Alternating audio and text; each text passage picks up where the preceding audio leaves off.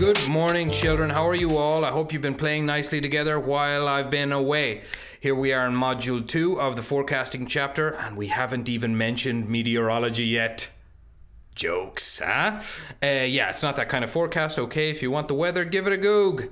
Here we're more into hotels, okay? Though now that I think of it, weather reports seem like they'd be relatively essential information for your average hotelier. I might add that to the presentation today, actually. Anyway, we're just done chatting past data, and now it's time to gather some of the fresh future stuff, all right?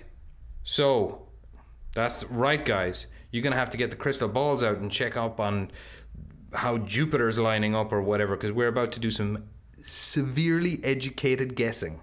In this video, we're going to learn what data we're interested in and where to find it. Then we'll look at how it can be interpreted and put to use, and then we'll pop a cherry on top of all of it by creating a calendar indicating important upcoming events that will more than likely have an effect on pricing. Strap in, folks, it's going to be bumpy. So what's this magic data that's going to predict the future? To get to it, you need to take a very broad view of everything and pick the things that are specifically relevant to your property, okay? I'm going to give you a standard enough list of things that you should take note. So public holidays in your region, but also in countries whose citizens belong to one of your segments, okay? And where can you find this data on public holidays? Give it a Google, all right? Or any other search engine for that matter. We're not sponsored by Google. You can very easily find the dates of public holidays for the coming years. Just type public holidays and the country in question into a search engine of your choice, perhaps. School holidays in your region and in the countries whose citizens belong to one of your segments. Where can you find your information about school holidays? Well, you can usually find the official stuff on government websites and so forth, all right? The various events planned in your region in the upcoming months, right? There could be a music festival, a fair, sports event, a carnival, the arrival of a celebrity, a trial, any other important event that might bring tourists into town.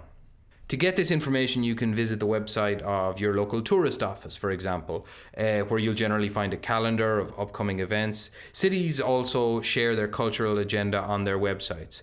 And besides all that, checking tourist websites, Facebook pages, tourist times magazines like Time Out if you're in a big city wouldn't be a big idea.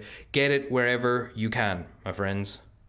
Yes, and as per my observation earlier, I've decided that weather is also important, all right? Watch out for it on two fronts, short term and long term. In the short term, if you see rain forecasted and you're by the sea, you might want to prepare for some cancellations or dips in demand, perhaps.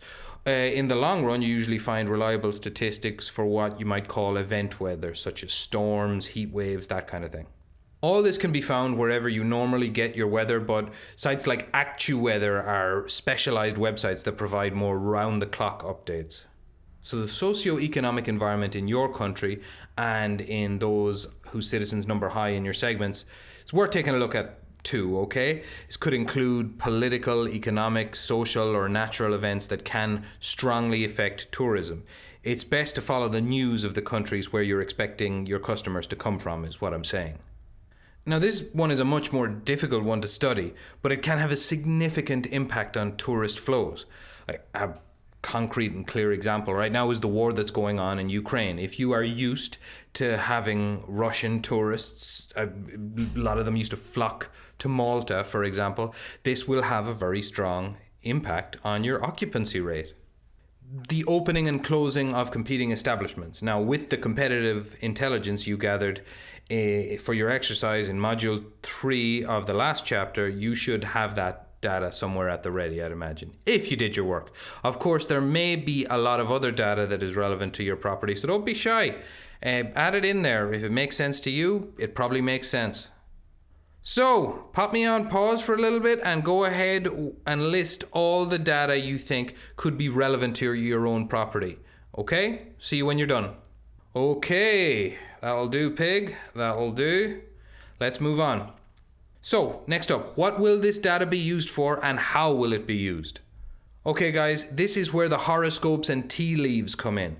All the data you collect can help you spot patterns and trends and help you anticipate demand and the arrival of more tourists or less tourists, which you should know by now will have an effect on how you price your rooms. The most obvious examples are, let's say, July and August. These months are the busiest months, and in most places, they're usually better known as high season. Now, this isn't a name that they got from some Roman calendar specifically designed for hoteliers. This is a name given to them based on past data and future predictions. We know that during these months, kids have school holidays and the weather tends to improve in a lot of places. You probably do a little bit of revenue management instinctively without even realizing it by increasing prices to make the best of the bigger business in those months. Now, don't pat yourself on the back too quickly, all right? Everybody and their mums raises prices during then. What we're going to do now is we're going to try and make some advantageous adjustments to less obvious months of the year, all right? But not now. No, not now. Later. In what chapter? Wait for it. Chapter 4. Man, I can't wait to get to chapter 4. It sounds like it's got all the answers. All right, out with point 2, in with point 3. So we're going to create a calendar of events to work your pricing plan around. The best tool for this is, unfortunately, our sponsor, Google Calendar. Firstly, because it is free, which is nice, but also because it is very easy to use. Ideally, you should create a new Google account with a different email address so that you have a calendar that is truly dedicated to the events. You can also add calendars to have distinct colors for holidays, public holidays, events, etc. So here's one I prepared earlier, which ought to give you an idea of what I'm talking about. So you can go ahead and pause the video, take the list of events you created in the previous exercise and insert them into a Google Calendar, all right? Catch you in a bit, guys. All right, guys, well done. Looks like you have that calendar ready to go. Good job. I'm going to go ahead and cross off point 3 and we are in the clear. Excellent. Guys, as always, it's been lovely. It's been emotional. I hope you still like me. I know I do. Ciao.